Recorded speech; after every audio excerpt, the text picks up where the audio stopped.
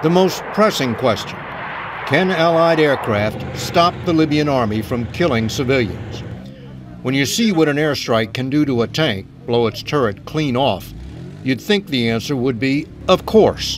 Easy to see the tanks, easy to hit them. It's kind of the ideal military situation to which to apply air power, tanks in the open. But what about tanks not in the open? Tanks already inside cities. Air power can do a lot, but it can't root them out. The definition of rooting them out really implies you've got to dig in. And the only way you dig in to get that is through ground forces. Airstrikes in cities risk killing the very civilians the Allies are trying to protect. So instead, they have to target the ammo dumps that keep the tanks supplied. A tank without ammunition is simply a tank. You're exactly right. It's a very huge, very large piece of machinery that really won't provide any intended purpose. The no-fly zone can cut off the Libyan army, but it cannot kill it.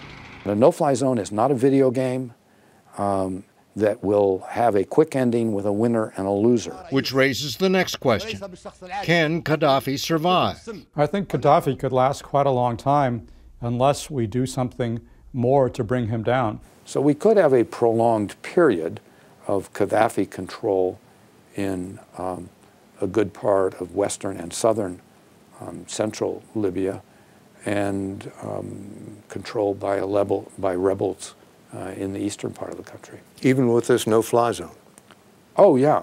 But Qaddafi could hang in there for another decade? Oh, yes. I think so. If Qaddafi survives, we're in for a very nasty, costly, long-term stalemate. It looks like two failed states. There's a failed state that under control of Qaddafi, and there's a state in Benghazi, in Cyrenaica, that will be under international supervision. The state in Benghazi would be governed by the rebels. So who are the rebels? We know very little about the composition of this Libyan opposition. I know that there are some capable people in the opposition. Do we know what kind of government they want?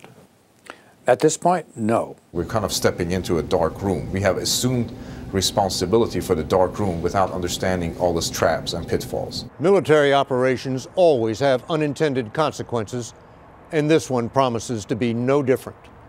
David Martin, CBS News, The Pentagon.